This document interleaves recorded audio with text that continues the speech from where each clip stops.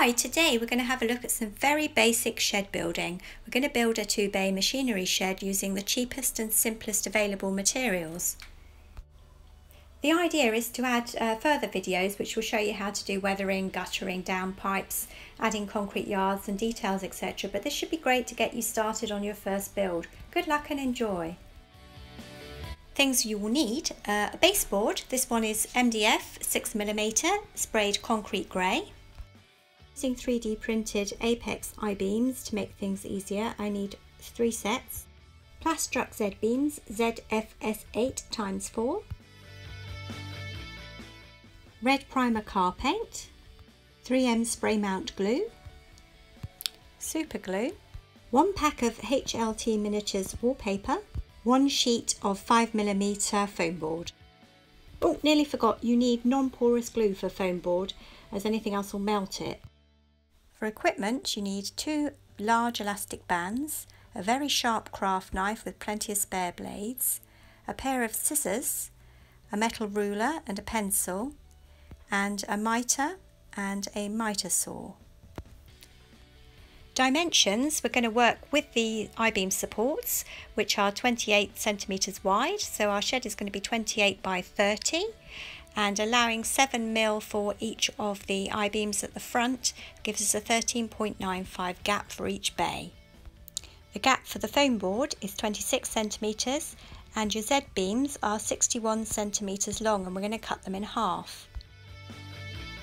As you can see, I've marked these dimensions out on the baseboard, all a bit boring but really saves you a lot of heartache later on.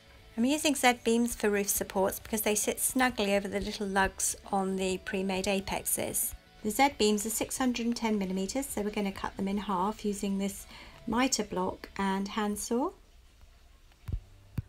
We're now going to pop all the plastic parts into the spray booth and spray them with red primer. This is including our red I-beam supports because actually they look much better if the colours match. Allow everything to dry and then take your apex supports and glue them together carefully and accurately.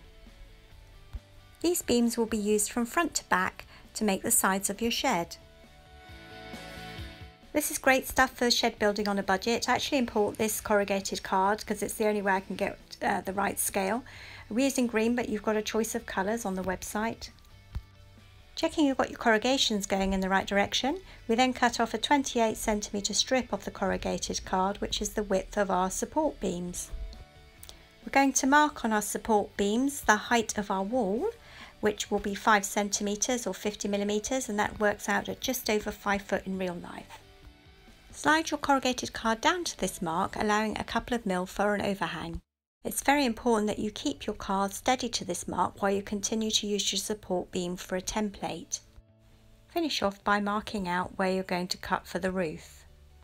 Then, using a ruler and a sharp craft knife, cut out the cladding for the side that you've just made. Repeat the process for both sides of the shed and then put the pieces of card aside for later.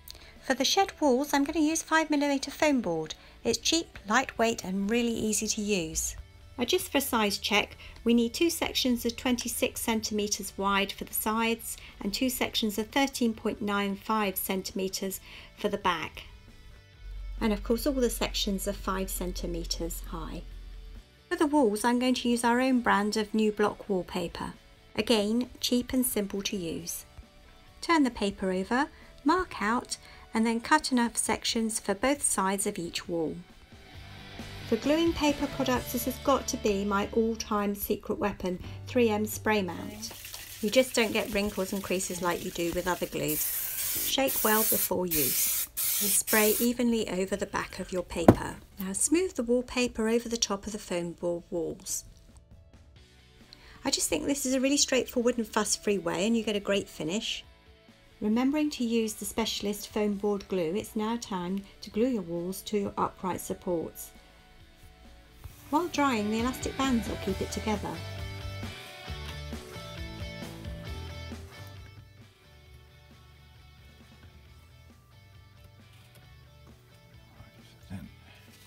It's worth remeasuring at this point to make sure everything's in place. Everything nice and square, it's time to do a dry run with the Z-beams and make sure they fit comfortably on the roof. a blob of super glue, and we're ready to start putting the beams in place. Provided that you're happy with the beams being cut accurately, we'd recommend you start from the back because you know that that's square and true, and any play with coming towards the front of the shed you can make adjustments for. Great, so we're all finished with the beams. If you're doing a big expansive barn, I'd recommend you'd use wood quandrine or something similar for a sturdier finish. Right, ready to clad. So offer the sides up to check that they fit properly. Apply super glue to the plastrut and then apply the card. Now very importantly, keep it lying flat until it's dried properly. If you hurry this and turn your shed upright too quickly, you may find the card will slip down and then it's glued permanently in place. We learnt this the hard way. Now adding the rest of your cladding is all pretty much the same. Offer it up to make sure it fits properly first before you start gluing, and then glue into place.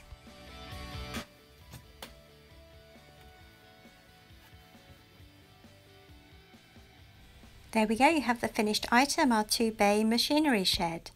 You have a low-cost custom built model that you can add to and embellish. In later videos I'll show you how to add drainage pipes, guttering and perspex roof lights. Obviously you don't have to copy what we did, you can use any colours or variations that you want. There's literally dozens of different types of corrugated cards and plastics that you can use. Just bear in mind with a corrugated card it's only corrugated on one side, so if you want corrugations on the inside for realism you probably want to double up, but otherwise it looks great and it's very cheap. Here's hoping you've got lots of ideas and inspiration to get you started. Pretty much all the products can be found on the HLT Miniatures website. Thank you ever so much for watching another HLT Miniatures review and how-to video.